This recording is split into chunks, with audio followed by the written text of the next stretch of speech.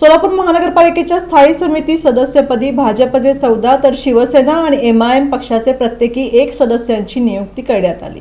सोलापूर महानगरपालिकेची शुक्रवार दिनांक 20 फेब्रुवारी रोजी सर्वसाधारण सभा महापौर विनायक कोंड्याल यांच्या अध्यक्षतेखाली बोलावण्यात आली होती। सोलापूर महानगरपालिकेच्या निवडणुकीनंतर झालेल्या पहिल्या सर्वसाधारण सभेत सोलापूर महानगरपालिकेचे सभागृह नेते नरेंद्र काळे यांनी स्थायी समिती सदस्यांची नावे वाचून दाखवली। यानंतर महापौर विनायक कोंड्याल यांनी या यादीस मंजुरी दिली। स्थायी समिती सदस्य अविनाश पाटील भाजप, सतीश शिरसिल्ला भाजप, रंजिता चाकोते भाजप, बिज्जू प्रधाने भाजप, गणेश वानकर भाजप, भारतसिंग बडूरवाले भाजप, सत्यनारायण गुर्रम भाजप, अश्विनी चव्हाण भाजप, संगीता जाधव भाजप, जयकुमार माने भाजप, शिवाजी वाघमोडे भाजप, कल्पना कदम भाजप, राजकुमार पाटील भाजप, अमर पुदाले भाजपचे 14 सदस्यांची स्थायी समितीच्या सदस्यपदी निवड करण्यात आली। तर अमोल शिंदे शिवसेना, अजहर हुंडेकारी एमआयएम यांची पण स्थायी समितीच्या सदस्यपदी निवड करण्यात आली। आगामी काही दिवसात सादर होणारा सोलापूर महानगरपालिकेचा अर्थसंकल्प पाहता स्थायी समितीच्या सभापतींची नियुक्ती लवकरच होण्याची चिन्ह आहेत। भारतीय जनता पक्षाने नियुक्त केलेल्या स्थायी समितीच्या 14 सदस्यांपैकी स्थायी समितीचे सभापती कोण होणार याकडे नगरसेवकांसह सोलापूरकरांचं लक्ष लागून राहिलंय।